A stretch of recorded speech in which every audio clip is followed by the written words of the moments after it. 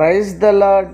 దేవుని యొక్క శక్తి కలిగిన నామానికి మహిమ కలుగునుగాక. ఈరోజు దేవుని యొక్క వాగ్దానము కీర్తనల గ్రంథము 63వ సంకీర్తన 3వ చరణము. నీ కృప జీవము కంటే ఉత్తమము, నా పెదవులు నిన్ను స్తుతించును అని ఇక్కడ భక్తుడు తెలియచేయచ్చు ఉన్నాడు. ఈ దినము దేవుని యొక్క వాగ్దానాన్ని వింటున్న వారులరా, దేవుని యొక్క కృప ఎంతో ఉత్తమైనది, ఉన్నతమైనది, మహిమ కలిగినది, సాటి లేనిది, మరిచిపోనిది. దేవుని యొక్క కృప ఉత్తమమైనది. అయితే చాలామంది ఆ పెదవులతో దేవుని యొక్క కృపని స్తుతించరు.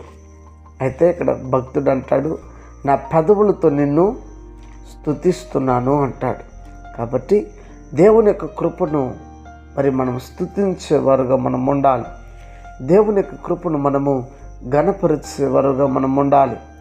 దేవుని యొక్క కృపను మనము ఎల్లప్పుడూ పొగిడేవారుగా, ప్రకటించేవారుగా ఉండాలి. మరి నువ్వు ఎలా ఉన్నావు? దేవుని యొక్క కృపను ప్రకటించేవారుగా ఉన్నారా? కీర్తించేవారుగా ఉన్నారా?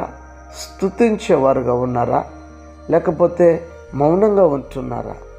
ఒకవేళ ఈ దినము వాగ్దానాన్ని విని ఆయన కృపని, ఉత్తమమైన కృపను మీరందరూ స్తుతించండి.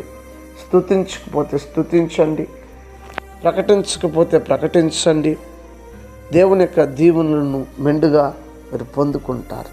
గనుక గమనించి ఈ దినము దేవుని యొక్క కృపను నీ పెదవుల గుండా ఎవరిని స్తుతిస్తున్నావు, ఎవరిని మెప్పిస్తున్నావు, ఎవరిని ఘనపరుస్తున్నావు, ఎవరి కోసం, ఎవరి దగ్గర మంచి పేరు కోసం ప్రయాసపడుతున్నావు గమనించి ఒక నిర్ణయం తీసుకుందామా? ప్రార్థన. ప్రేమ స్వరూపి, నీ ఘనమగు నామమునకే స్తోత్రాలు. ఈ రాత్రి వేళ సమయమందు మీ సముఖంలో ప్రత్యేకించి ప్రార్థన చేయుచున్నాం. మీ సన్నిధి మాకు తోడుగా ఉండి నడిపించండి, కృప చూపించండి. కనికర స్వరూపుడా, కనికరం కలిగిన హస్తం క్రింద మేము తీసుకుని వస్తున్నాం. అనారోగ్యం చేత ఉన్న వారికి ఆరోగ్యము, ఆర్థిక ఇబ్బందులు ఉన్న వారికి విడుదల, రక్షణ లేని వారికి రక్షణ ఇచ్చి ఈ దినం వాగ్దానాన్ని విని ఎవరైతే ఒక తీర్మానం తీసుకుంటున్నారో వారి తీర్మానాన్ని స్థిరపరచమని క్రీస్తు పేరిట ఈ ప్రార్థన సమర్పించి అడిగి వేడుకొని ఉన్నాము తండ్రి. ఆమేన్. God bless you. దేవుడు మిమ్మల్ని దీవించి ఆశీర్వదించునుగాక. ఆమేన్.